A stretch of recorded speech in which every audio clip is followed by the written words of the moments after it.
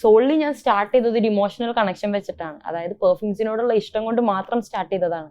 പക്ഷെ ആ ഒരു ഇഷ്ടം മാത്രം നമ്മളെ എപ്പോഴും മുന്നോട്ടേക്ക് കൊണ്ടുപോകണമെന്നില്ല. അതുകൊണ്ട് തന്നെ ഒരു മാർക്കറ്റ് സ്റ്റഡി കംപ്ലീറ്റ് ചെയ്തിട്ടാണ് നമ്മൾ ഈ ഒരു ഫേം സ്റ്റാർട്ട് ചെയ്തത്. മാർക്കറ്റ് സൈസ് എന്താണ് ഇന്ത്യയുടെ? അതായത് ഇന്ത്യയുടെ ഇപ്പോഴത്തെ മാർക്കറ്റ് സൈസ് അത് പെർഫ്യൂംസിൽ വരുമ്പോൾ 10,000 CR വരെയാണ് 2025. 2030 ആകുമ്പോഴേക്കും അത് 20,000 CR ആയിട്ട് ഡബിൾ ചെയ്യാനുള്ള സാധ്യതകളാണ് മുന്നോട്ടേക്കുള്ളത്. നിങ്ങളുടെ ഫ്യൂച്ചർ പ്ലാൻസ് എന്താണ്? ഫ്യൂച്ചർ പ്ലാൻസ് എപ്പോഴും റീറ്റെയിൽ പ്രസൻസ്, ബ്രാൻഡ് പ്രസൻസ് കൂട്ടുക എന്നുള്ളതാണ്.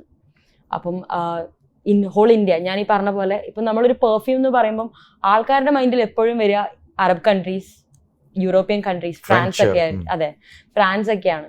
ഈവൻ ഇപ്പോൾ ഒരു കാര്യം പറയുകയാണെങ്കിൽ നമ്മൾ റോ മെറ്റീരിയൽസ് സോഴ്സ് ചെയ്യുമ്പോൾ ഇന്ത്യയിൽ നിന്നാണ്. സാൻഡൽവുഡ്, യൂക്കലിപ്റ്റസ് ഇതൊക്കെ സോഴ്സ് ചെയ്യുന്നത് ഇന്ത്യയിൽ നിന്നാണ്. പക്ഷേ എല്ലാ കാര്യത്തിലും കൾച്ചറലി സ്പിരിച്വലി റിച്ച് ആയിട്ടുള്ള ഒരു കൺട്രിയാണ് ഇന്ത്യ. സ്റ്റിൽ പെർഫ്യൂം ഫീൽഡിൽ ഇത്രയും സോളിഡ് ആയിട്ടുള്ള ഒരു ബാക്ക്ഗ്രൗണ്ട് ഉണ്ടായിട്ടും പെർഫ്യൂം ഫീൽഡിൽ ഇന്ത്യയുടെ പേര് നമ്മൾ എവിടെയും കേൾക്കില്ല. സോ ഞാൻ എക്സ്പെക്ട് ചെയ്യുന്നത് എൻ്റെ ബ്രാൻഡ് ആ ഒരു ലെവലിലേക്ക്, ഒരു Indian brand, premium Indian brand എന്നുള്ള ആ ഒരു ലെവലിലേക്കാണ് ഞാൻ എക്സ്പെക്ട് ചെയ്യുന്നത്. ആ സ്വപ്നം, എക്സ്പാൻഷൻ, വിഷൻ എന്താണ്? റീറ്റെയിൽ എക്സ്പാൻഷൻ ആണ്. 2027 ആകുമ്പോഴേക്കും ഒരു 50+ സ്റ്റോഴ്സ് ആണ് നമ്മൾ.